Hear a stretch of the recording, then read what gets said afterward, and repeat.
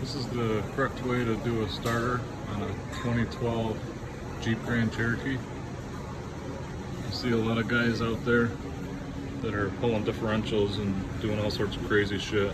It's completely not necessary. I'll show you the way Chrysler recommends doing it.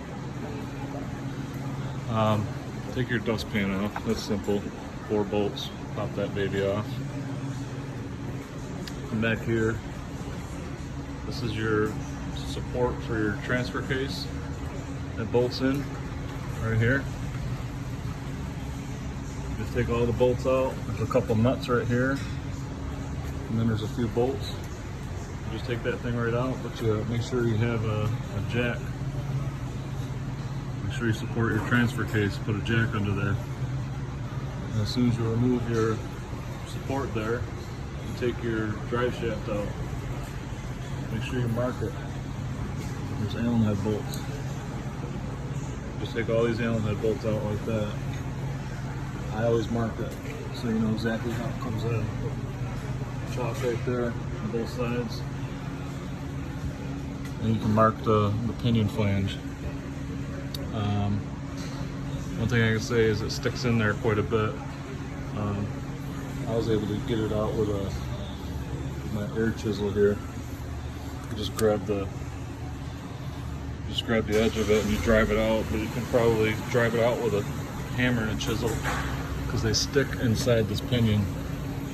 So I just grabbed it from over here and knocked it out.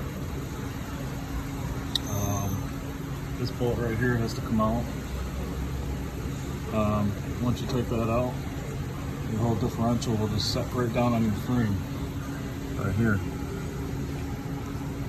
It won't fall out. You just want to, that's just for clearance. So when you lower this, it lowers about a ½ inch. It gives you just enough clearance. And then the only other things you have to remove are there's a heat shield right there. That's for your motor mount, and that heat shield right there. Just a couple 10mm bolts. Not a big deal. This is where your drive shaft heat shield goes, and then the one for the motor mount is way up in there. It's a little tight getting to them, but once you get those bolts out, it's no big deal.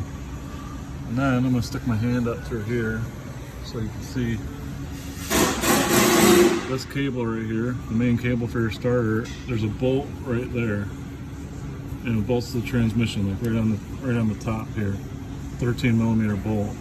You gotta take that bolt off, and then you're able to get your nut off of your starter, and you're able to get this harness off. You're not able to get it off without removing that. Then you get your little solenoid wire you gotta pop off. Then you got 2 starter bolts. The heat shield up here, there's another heat shield for this, wraps around your starter solenoid. I did not take the bolts out, I just loosened them. I was able to bend this up enough so that I can get to the nut for that and the connector. You don't have to remove them all the way, just make it loose. And then the tricky part is getting your starter out through this hole. I'll show you how I did it.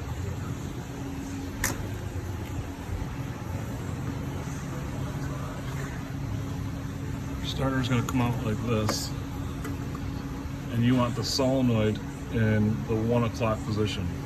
So there's some finagling, but it comes out through this way. Just make sure your starter solenoid is in the 1 o'clock position, and you can see I can get it back in there if I'm not going to. But that's important because I tried doing it the way Chrysler said. The solenoid is supposed to be in the 8 o'clock position, which would be over here.